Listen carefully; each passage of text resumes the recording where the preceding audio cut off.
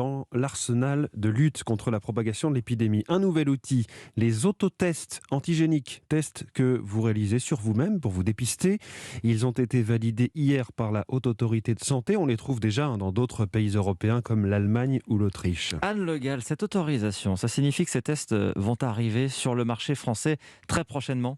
Voilà, ils devraient bientôt être disponibles en pharmacie, mais il va falloir attendre encore un peu pour les trouver, car avant d'arriver sur le marché, ces autotests doivent maintenant être validés par l'Agence du médicament à la demande de leur fabricant.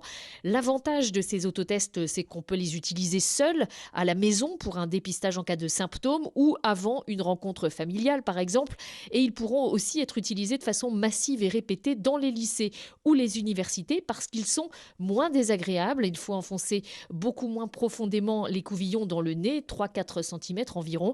Le résultat apparaît ensuite au bout de 20-30 minutes, comme pour un test de grossesse. Et les tests autorisés devront avoir une sensibilité d'au moins 80%. Alors, en cas de résultat positif, les patients devront obligatoirement faire un test de confirmation par PCR pour rechercher la présence d'éventuels variants.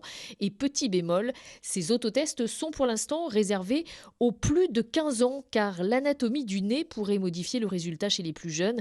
Et on manque pour l'instant de données cliniques à ce sujet. Anne, est-ce qu'on sait combien ça va coûter ? Alors la question de le remboursement en cas d'achat en pharmacie n'est pas encore tranchée, mais pour le cas où il serait disponible aussi en supermarché, comme en Allemagne, si l'on se fie à l'exemple allemand, justement, on est à un tarif qui varie entre 5 et 10 € le test. Anne Le Gall, spécialiste santé d'Europe.